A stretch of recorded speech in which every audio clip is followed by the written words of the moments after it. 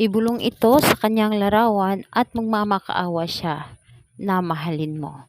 Hello mga guys, kumusta kayo? Panibagong araw, panibagong video na naman tayo, and sa araw na ito ay isa na ng video ang aking ituturo sa inyo na simpleng gabay o simpleng pamamaraan na makakatulong sa atin. At bago ang lahat, gusto ko lang mag-disclaimer sa mga taong hindi naniniwala at hindi gusto ang mga kagaya nitong video. Please skip this video at maghanap kayo ng videos na gustong gusto nyo, dahil ang video na ito ay para lamang ito sa mga taong naniniwala and gusto mag-try.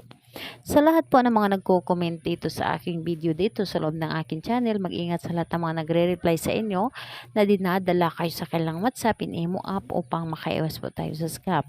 Ngayon po ituturo ko sa inyo paano magmamakaawa ang taong minamahal po ninyo, yung taong nanglalamig na sa inyo na mahalin mo siya. So kung nararamdaman po ninyo na nalalamig na ang taong minamahal po ninyo, gawin niyo po ito upang siya mismo ang magmamakaawa na huwag mo siyang iwan, o magmamakaawa siya na mahalin mo siya. So ang kakailanganin lamang natin dito is kailangan mo lamang ng larawan niya, ng partner mo, and ayun po, yun lamang ang dapat nating ihanda dito is larawan niya lamang. So, pwede rin po na ID size or printed, basta mukha niya po ito.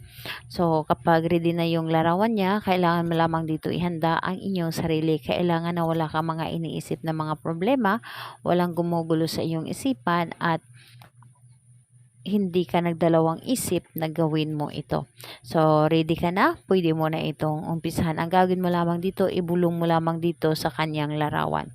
Ibulong mo lamang dito sa kanyang larawan. Hawakan mo ito at sabihin mo, magmamakaawa ka na mahalin kita. Magmamakaawa ka na ikaw lamang ang ibigin ko. Magmamakaawa ka dahil ayaw mong mawala ako sa iyo. Magmamakaawa ka dahil gusto mong makasama mo ako palagi. Ako lamang ang nais mong makasama.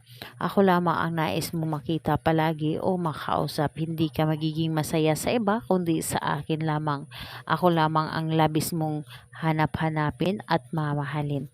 So, ayun po, kapag nasabi mo na dito lahat-lahat sa larawan na ito ang iyong mga sinasabi, ang larawan na ito ay pwede mo siyang itago kahit nasa iyong wallet or sa ilalim ng iyong unan, or nakadepende sa inyo kung saan mo ito pwedeng ilagay. Pero mas maganda na ilagay mo ito sa ilalim ng iyong unan.